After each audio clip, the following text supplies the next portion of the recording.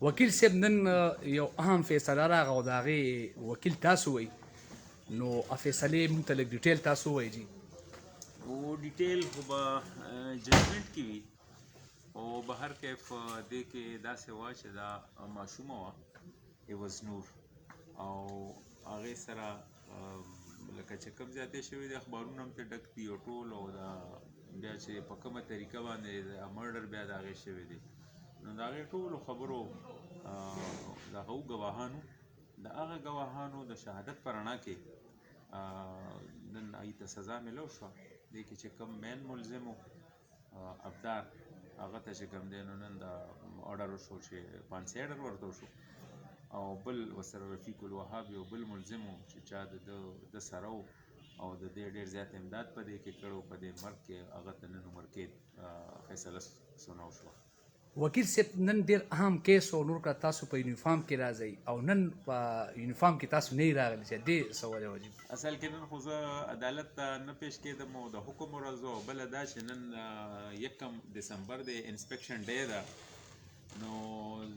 کیسز په عدالتونو کې نه وي نو زه داسې فارمل غوندې د هغه کې رالم بلکې کار لا نه یم راغلی دغه شان رالم نو ګپ شپ ته دغه ته داسې څه دغه نشته کني زه ستاسو خبره ټیک ده زه باقاعده په یونیفارم کې راځم او زمونږ عدالت کې پیش کېدل یونیفارم سره هم خوند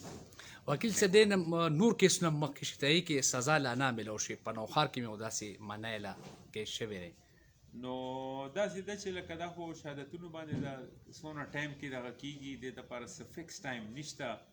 چې خامخا به په دومره ټایم کې کېږي په دې باندې زما په خیال باندې ډېر زیات ټایم ولګېدو او هغې کې لکه ملک کې حالات هم داسې وي بعض اوقات د پولیو ډیوټي وي نو ګواهان ني بعض اوقات نور څه ارجنسي جوړ شي بعض اوقات ګواهانو ته پرابلم شي یا پولیس ګواهانو ته پرابلم شي هغې را نه شي نو په دې وجه باندې لیټ شي نو وکیل ورته داسې کس تاسو غوندې قابل پکار دی نه داسې خو نشو چې قابل شهادت ښه پکار دی شهادت ښه نو پکار نورو کې شهادتونه کمزوري شهادت کمزوري دی نو چې شهادت په کومو کیسونو کې کمزوري او هغه کوالټي هغه ایویډنس ونشي نو بیا خامخا هغې کې بایکوټل کېږي کوټل په کېږي بریت په کېږي او چې په کومو کیسونو کې لایک وز نور کیس په هغې کې شهادتونه ښه ټیک ټاک وشو دغه وشو فیصله ستاسو په مخ کې ده تاسو والد صاحب تاسو وکیل صاحب شکریہ شنجا زه صاحب خو ډېره شکریه د اجاز صاحب د نور وکلا چې زموږ سره سنګین صاحب دی د پېښور نه پي مونږ ته راتلو سرکاري نو هغه هم ډېر شکرګزار یم د تاسو میډیا والا هم ډېر شکرګزار یم د نور چې کوم خلک مونږ سره ولاړو چې عزیز دی غونډ شکرګزار یم او زیاتې ډېر شوی و هغې وسیله موږ ته الله پاک راکړه او بس نور به موږ څه ووایو وکیل صاحب ته داسې قسمه سزاګانې میلاویږي نو زما په خیال دا روکدام باندې څومره پورې کمیدې کې راشي نو روکتام خو ګورم دې خبرو سره راځي چې کله انصاف وشي او کله چې کوم دی داسې څیزونو نوټس واخیستی شي